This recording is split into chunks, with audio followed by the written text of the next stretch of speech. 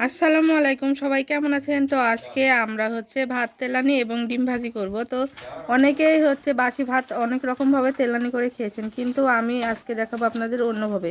তো প্রথমে আমরা ডিম ভেজে নেব। তেলটা গরম হয়ে গেছে, তো আমার মা এখন ডিম ভেজে নেওয়ার জন্য ডিমটা ঢেলে নিচ্ছে। এখানে দুইটা ডিম আছে, তো মাঝখান দিয়ে কেটে উল্টানো হবে। দেখুন অনেক বড়, কড়াইটা অনেক বড়, ডিমটাও অনেক বড়। এই দেখুন ডিমটা উল্টানো হচ্ছে। এক পিঠ ভেজে নিয়েছে, তো আরেক পিঠ উল্টাচ্ছে। তো ডিম ভাজা শেষ, এখন দেখাবো ভাত তেলানির ভিডিও। তো এদিকে আমি চেখে নিচ্ছি ডিমটা কেমন হয়েছে, লবণ ঠিক আছে কিনা। হ্যাঁ, লবণ ঠিক আছে। দেখুন কাঁচা মরিচ পেঁয়াজ দিয়ে ডিমটা ভেজে নিয়েছে।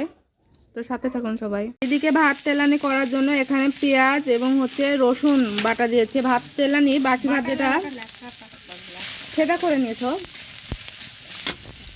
রসুন থেতা করে নিয়েছে। তো তেলানি ভাতের বিশেষত্ব তেল আর রসুনটাই মেন, তাই না? রসুন পেঁয়াজ এক সমান করে নিতে হবে। আর জিরা দিতে হবে। হ্যাঁ,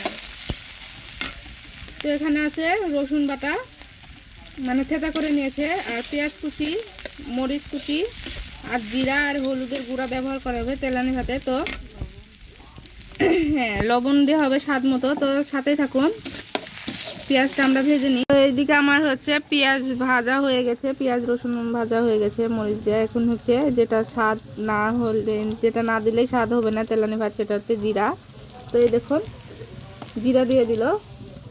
তো এটা এখন ভালো করে আর একটু ভেজে নিবে, নিয়ে আমরা ভাত ঢেলে নিব। এখনই হলুদের গুঁড়াটা দিয়ে দিবে, কারণ ভাতের উপর হলুদের গুঁড়াটা দিলে একটা হলদে একটা গন্ধ থাকে। তো এই তো হলুদের গুঁড়া দিয়ে এটা আমরা ভেজে নিচ্ছি। তো সাথেই থাকুন। তো আমার মেন মশলাটা আমার রেডি। তো এখন আমি বাকি ভাতটা ঢেলে নিব। ঢেলে দাও।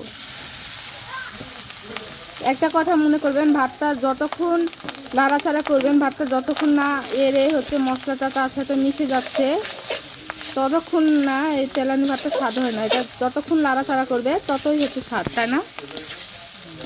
তো আমরা এইদিকে ভাতটা নাড়াচাড়া করে নিই, আর শেষ ফিনিশিংটা আপনাদের দেখাচ্ছি। তো সবাই আমার পাশে থাকবেন, আমার চ্যানেলটাকে সাবস্ক্রাইব করে দিবেন। তো সাথে তো আমার তেলানি ভাজি শেষ। এভাবে নাড়াচাড়া করে ভাত যখন এড়ে যাবে, তখনই ভাববেন যে আপনার তেলানি করা শেষ। তো আমি